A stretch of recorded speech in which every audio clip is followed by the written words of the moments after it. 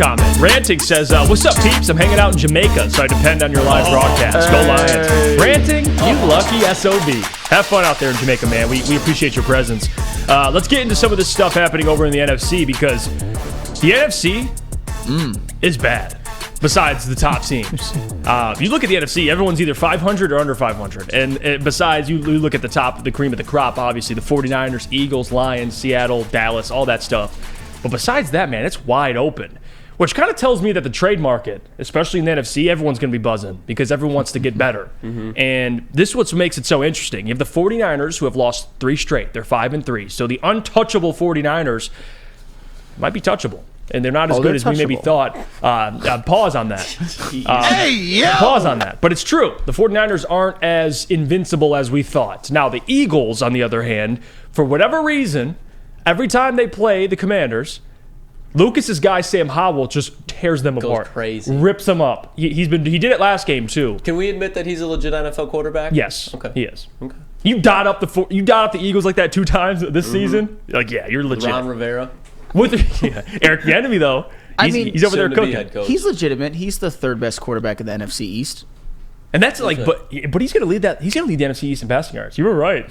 He's throwing like 300, 400 a game. Yeah, he's had 2 400-yard games, I'm pretty sure. It's crazy with Sam Howell. But regardless, the Eagles, even the secondary, a little bit shaky, even though who they just acquired in Kevin Byard. But still, the question is, can the Lions still win the NFC? And this is why it's important. Because I've been harping on this too with Brad Holmes, and it's not even a diss at Brad. And I'm sure later with Neil we'll chop it up about that. We'll have the trade discussions, and he's going to tell me to protect all draft capital, and I understand that. But Lions fans have to understand, and Brad specifically, that your window is right now. Right now. The 49ers lose 3 straight. The Eagles have a tough next 6 games. You know what the combined record of the next 6 opponents for the Eagles are? Or excuse me, the next 5? 31-13. And you look at their next 6 games. Let's go through it really quickly, shall we? They have the Cowboys, the Chiefs, the Bills, the 49ers, the Cowboys, the Seahawks. That's the next 6 games for the Eagles. Now, are they going to lose every single one of those games? No, but it's a tough slate for the Eagles. I'll tell you one thing. They're not going to have 1 loss after that the next 6 games. They're going to have more than 1 loss. The window is right now. This is a year-to-year league, and you guys know this. You've been watching the NFL for a while. Nothing's promised. Like, nothing's gradual. Like, we can't look at next year and be like, well, Lions will have this record, and then the year after they'll have this record. That's not how the NFL works, especially with guys. You see it with Aaron Rodgers going down. It changes things, doesn't it? When someone gets injured. You have to capitalize on this window. The NFC is wide open. Brad Holmes, I'm talking to you. All right, nobody's asking Brad to give up a bunch of draft capital. No one's saying that. But what I am saying is it's never a bad thing to improve your football team. And we know this, especially if you factor in the financial side of things, which I'm asking Brad to do. No one's saying go trade for big contracts or give away multiple first-round picks. And we'll get to the Montez Sweat stuff, but it's reported him and Chase are being shot for a second-round pick. And the Commanders keep losing. Like, guys, you can't sit here and watch other teams in the NFC just get better.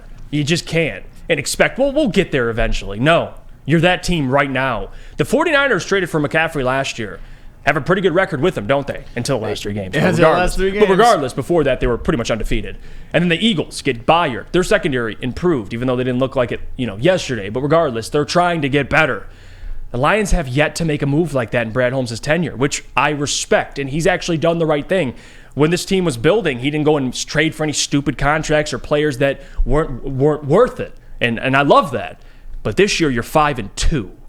You're one of the better teams in the NFC. Not only that, I think they're a half game out from the 1 seed. We just need the Eagles to lose, and then if you win a couple games, boom, you're the number 1 seed in the NFC. That's how this works. So what I'm saying is, Sam Flannel, go get somebody. Go get somebody.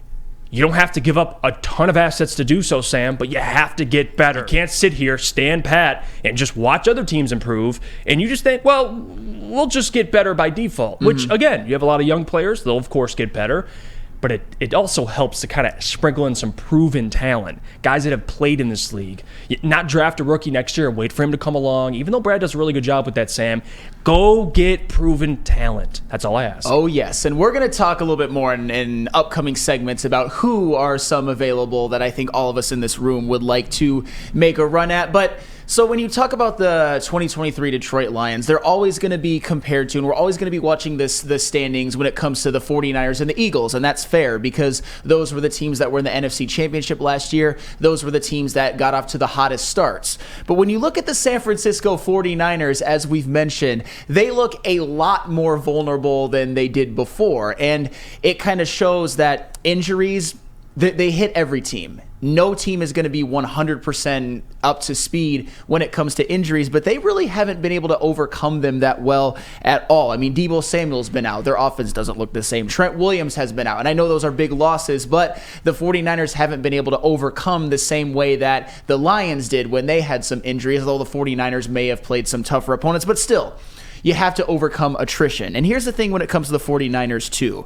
And I'm not saying this is the biggest deal in the world, but some of their players, some of their better and more important players have either been hurt or are not quite playing up to the speed that they were last year. Let's first start with Nick Bosa, who I don't want to harp on Nick Bosa because he is still playing damn good and he is still one of the best overall football players in the NFL. But last season, Defensive Player of the Year, 18.5 sacks, was to me the best NFL player in the world not named Patrick Mahomes last year. I think that is very, very fair. Patrick Mahomes was MVP. Nick Bosa was Defensive Player of the Year. He was absolutely dominant. Yep. This season, when it comes to just sacks, he has 3 in 8 games. Still playing well, but those are the type of game-breaking plays that maybe could have been the difference between a win and a loss in some of the games like at Cleveland, for example, and at Minnesota. And I'm not saying it was Nick Bosa's fault. I'm just saying his production has dipped a little bit. You look at Brock Purdy, everybody's Lord and Savior, the guy that Lindsey Hunter is basically calling Joe Montana, but slightly better. I'm talking to you, Lindsey. I know you're going to be on Big D Energy. You got to be on the stand. But anywho, Brock Purdy in the last 3 games, without Trent Williams for a couple of them, without Deebo Samuel for 2+ games, 3 touchdowns, 5 interceptions, when pretty much his entire regular season career, and I know his job was made easier, had basically played perfect football, had done nothing to lose him any games, and had even played well enough to win them some games on his own. I thought Brock Purdy was looking really good, but in these last 3 games, he has certainly looked vulnerable. And that's the thing. The San Francisco 49ers are now staring down the 3 seed when they were looking like the dominant team in the NFL. And you look at the Philadelphia Eagles. Obviously, the Eagles are 7-1. They look like the class of the NFL right now. Jalen Hurts, he wasn't on my quarterback list. I think he heard me because if we make another one this week, he's certainly going to be on it because he played very, very well. DeAndre Swift has been good. A.J. Brown now looks like the second best wide receiver in the NFL, not named Tyreek Hill. And then you look at their defensive line. Hassan Reddick, Josh Sweat, Jalen Carter, and Jordan Davis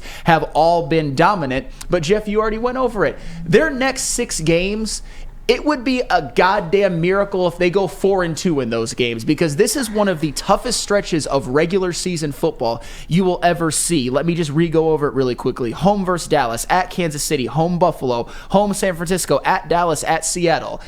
Like I said, if they go 4-2 in those games, They're it will sent be to the gulag. For real, that looks like 3-3 right now. Mm-hmm. And the Philadelphia Eagles are a damn good football team. But if they lose 2 or 3 out of their next 6 games, and the Lions keep winning, we're looking at maybe the number 1 seed. And I'll tell you what, when it comes to the Eagles as well, that secondary, after playing well against Miami, looked pretty damn vulnerable again at Washington. It wasn't Sam Howell's fault that they lost because he played very, very well, and guys like Jahan Dotson and Terry McLaurin did as well. I know they're getting reinforcements in Kevin Byard, but I think that's kind of the point. The Philadelphia Eagles see a deficiency and they're like, you know what? I'll do something about it. I'll get Kevin Byard. Even the San Francisco 49ers. Nick Bosa's sack total is down a little bit, although he's still playing well. Let me give that caveat. Let's go get Randy Gregory. Because the Lions, the way it's looking for the 49ers, the way it could be looking for the Eagles, despite that bad loss to the Ravens, the number 1 seed is staring right at them. Oh, yeah. Oh, yeah. And Lucas, people underestimate the value of that. Like, if you win the NFC, guys, you have home field advantage throughout the playoffs until, of course, you get to the Super Bowl. But still, like, you can't just be like, well, they're fine right now. We just have to get in the dance. No, you want to be the best in the NFC. That's the opportunity here. Like this question, or this statement, rather. Answer 14. They have been building this team for 5 to 10 years of competitive play. Jeff like a kid getting his first piece. Lions are fine, but no way you mortgage what they're building for a big name. 5 to 10 years? What? Again, no one's just answer it. No one's saying, okay, you know what? Trade 4 first-round picks for Montez Sweat. No one's saying that. What did Brad Holmes this offseason do? He got aggressive. He wasn't complacent. He went up and got his guys. He went and made some big free agent signings that were low budget costs. That's an aggressive signing. If the reason that you got here is from being aggressive, why get complacent now when you're in win now mode and the NFC is wide open? It's as simple as that. Do not get complacent. You don't need to go and sell a first-round pick. You don't even need to go and sell a second-round pick for some of these guys. But if you think that just getting complacent now when there's a weakness, like that's what just an okay organization does. Good teams. If you want to be an elite team that puts the pedal to the brake and show that you are here, you go and you make a move. It's as simple as that. That's what good GMs do. That's what Howie Roseman does. It's what John Lynch does. It's what Bill Belichick did when the Patriots were buzzing. That's what you do. Go be aggressive. Continue what they have been doing and be aggressive and be an elite organization. Just got to make a move for it. They'll be fine if they don't. Right. But I don't think that's one of those moves where it's like, yeah, okay, they didn't make a move. They're still absolutely fine. They are, but I don't think you can take them as serious as Super Bowl contenders when the other two in the NFC have made moves. Yeah, that's the whole point. Like, JB, and I want your thoughts on this too. It feels like when you have this conversation, there's two sides. There's the side of people like me, Lucas, Sam, even you, and some other Lions fans. They're like, you know what? They're good, but you want them to be great. And the NFL is on a year-to-year league, right? Like, everything's different every single year. You're good this year. But you don't want to give up significant, significant assets to get better. No one's saying that. But JB, if you give away a third-round pick, you telling me that's going to derail the future for a proven player? No, that's not going to derail the Lions' future, obviously. But a third or fourth round pick, I don't know. Sometimes people value picks a little bit more. I can see if you're looking at a first or a second, yeah, you kind of want to hold those a little close to you just because, you expect to get top-level talent out of those picks. But a third and a fourth, like, I wouldn't mind that at all. I mean, Montez Sweat, Chase Young, I know everyone would love that, but still, it's like, these are like third, fourth round picks. Who cares about these? That's right what I'm saying. now? Like, imagine being in the third round and you get to watch Montez Sweat highlights instead of watch somebody go to the podium. Like, I would be perfectly okay with that. For a third round pick, like, oh, who do we get now? Oh, there goes Montez Sweat and 10 sacks. Like, I would be perfectly happy with that. Yeah, because you're drafting someone in the third round to be Montez Sweat. Exactly. That's what you want. You want a proven player. Like, and again, like that's where it gets misconstrued. It is like people like Neil Rule, and we're gonna have this convo later. And when you say that, he's like, "Well, I'm not giving up draft capital, dude. A third round pick? You kidding me?